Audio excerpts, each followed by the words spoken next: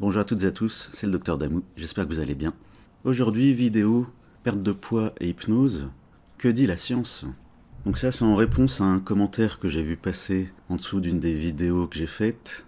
Je crois que c'était au milieu d'un pavé, en dessous d'une vidéo contre la tronche en biais. Il n'a pas aimé que ça m'arrive de conseiller l'hypnose, ou la PNL. Eh bien, que dit la science? Source PubMed, NCBI, une très bonne source scientifique. Donc j'ai trouvé cette étude-là qui a une méta-analyse. Méta-analyse, c'est le plus haut niveau de preuve parmi les études scientifiques. Non seulement c'est une méta-analyse, mais en plus elle fait suite à deux autres méta-analyses. C'est-à-dire qu'ils ont amélioré encore, ils ont corrigé des défauts, ils ont ajouté des données par rapport aux deux études précédentes. Et le résultat, c'est quoi? Le résultat que l'ajout d'hypnose a été efficace. Effect size 0,98 et le coefficient de corrélation R égale 0,74. Et ça, c'est très bien en fait. Entre 0,5 et 1, eh ben, c'est une force élevée de l'association entre l'hypnose, l'ajout d'hypnose, pardon, et la perte de poids. Donc les fans de la tronche en biais qui veulent me critiquer sur le côté scientifique, ils comprennent pas le second degré. En fait, j'ai déjà fait les recherches sur PubMed. Et en ce qui concerne la PNL, parce qu'il a aussi marqué ça, PNL, programmation neurolinguistique, bah en fait, ça dépend, il y a énormément de techniques de PNL différentes. Donc, parce que j'aurais pu faire ça, hein, j'aurais pu chercher une étude positive et vous dire voilà. Non, en fait, ça va dépendre des techniques utilisées par le thérapeute. Et puis, surpoids et obésité, c'est multifactoriel.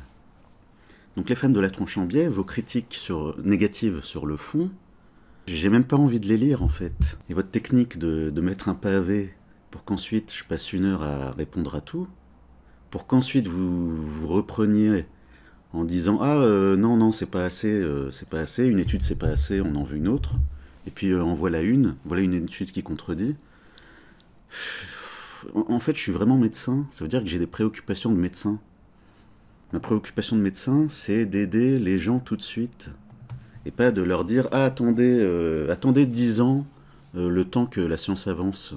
Attendez 20 ans que la science avance. Puis pour les enfants, on va attendre encore. Hein, l'alimentation des enfants, on va attendre 20 ans pour savoir comment vous devez nourrir votre fils qui a tout le temps faim. Donc vraiment, on ne fait pas le même métier. Autre chose, j'ai fait médecine à Paris. Est-ce que vous croyez que j'ai fait médecine à Paris juste en me tournant les pouces et à attendre que ça se passe? Bah non.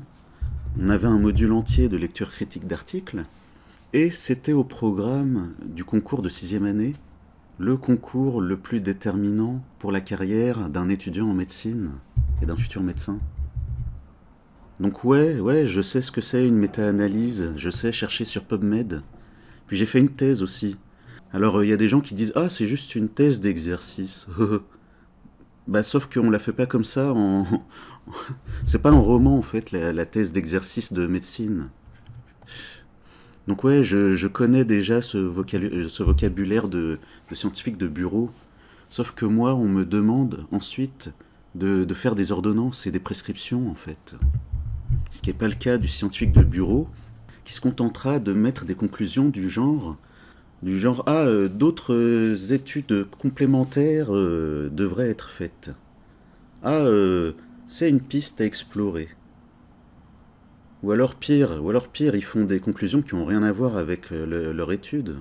Exemple, ils vont faire une étude où ils vont donner des comprimés, et à la fin ils vont dire on conseille de manger des fruits et légumes. Bah non, ton étude elle a dit de manger des comprimés, pas d'ajouter des fruits et légumes en fait. Donc on fait pas le même métier. Donc voilà la réponse. Donc arrêtez les fans de la tronche en biais et mon public, vous comprendrez que j'ai pas envie de passer autant de temps à répondre aux commentaires sous mes vidéos contre la tronche en biais, sans parler des commentaires sous les vidéos de Geek and Fit, ces 3 vidéos contre moi. J'ai même pas envie d'aller voir ce qu'ils ont raconté. Donc les fans de Latron Chambier qui détestent mon travail, continuez de rester dans votre déni. Rendez-vous dans 50 ans pour savoir s'ils auront enfin fait une bonne vidéo de nutrition. Mettez un like, ça fait plaisir. Pensez à vous abonner si ce n'est pas déjà fait. Et à bientôt pour la prochaine vidéo.